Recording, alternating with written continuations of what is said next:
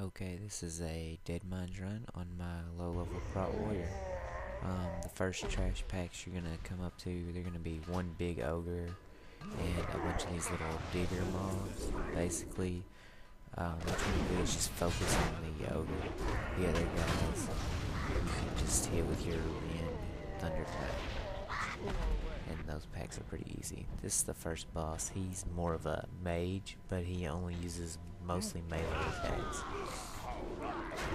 When you first start to tank him, he's swinging at you with just normal fist. It's almost all physical damage. Then he does Fist of Flame, and he starts hitting fire damage. There's nothing you can really do about it at this point. You don't have any skills to deflect magic. He's eventually going to do Fist of Frost, and it's going to all be frost damage. You just basically want to keep tanking him like you would any other mob. Now right here he teleports, and then he goes into this stage where he can't really be tanked.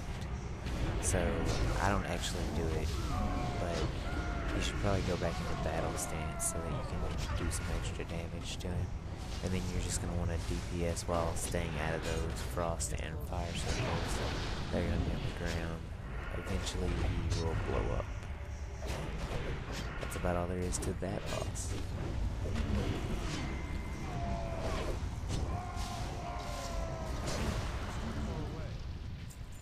This is the second boss. He is Helix Gear Broker.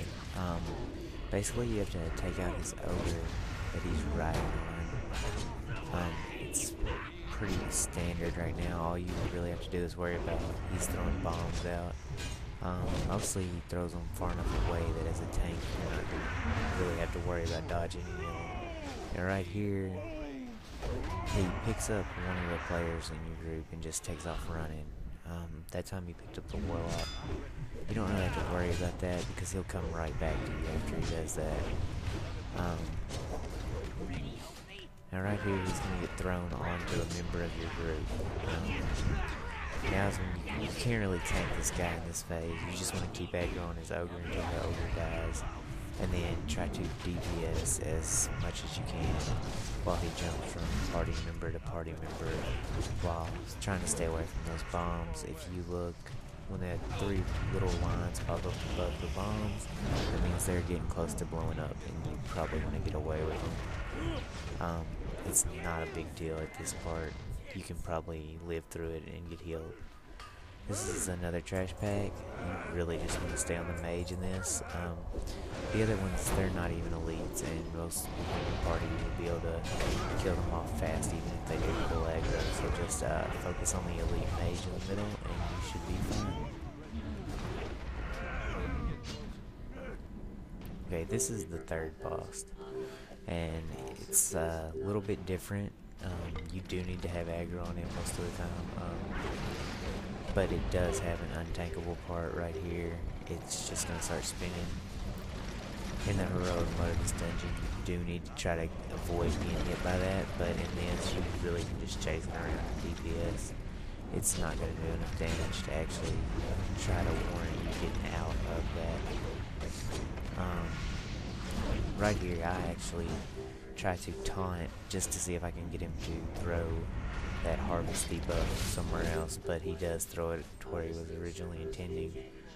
I was just experimenting if I can make it into something else. This is really just a straight DPS race. Once you get aggro, you just want to DPS as hard as you can and see if you can take him down.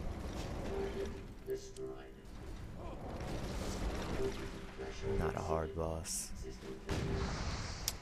Yeah, this is the last group of trash packs you'll actually encounter. They're full of these Defias. The reason I went with this one is because it has two mages, and the groups that we fought before only had one, and they didn't actually get a chance to throw that red bubble up. What that red bubble does is it makes you take 5% more damage, but you also deal 5% more damage. So as a DPS, they're going to want to stand in it. If your healer's good, you should probably stand in it too, but there's no reason to put extra stress on the healer. Okay, this is the fourth boss. It's Admiral Ripsnall. This is the first boss you're going to encounter that has a weird mechanic that you really have to pay attention to. Right here, he says something about a chill, and that means that he's about to vanish, and these vapors will come up. Really, the way I was dealing with this was I would just run toward either it was, because that's normally who they would have aggro on, and just thunderclap to try to grab aggro. Then he'll pop out, he'll hit you a little bit, and then he'll vanish again. I cut most of that out because it's a cycle of this, the same thing. Just keep thunderclapping every time the vapors come out, and keep them off your healing. This is no big deal to fight. Now for the last boss, Captain Cookie. This guy, there's actually no way you can tank him. He throws food at random party members. Just try to stay out of the poison and DPS as best you can. But there's no real trick to this. I stayed in defensive stance. You should probably switch to battle stance so you do more damage to him. And that's about it for this entire run.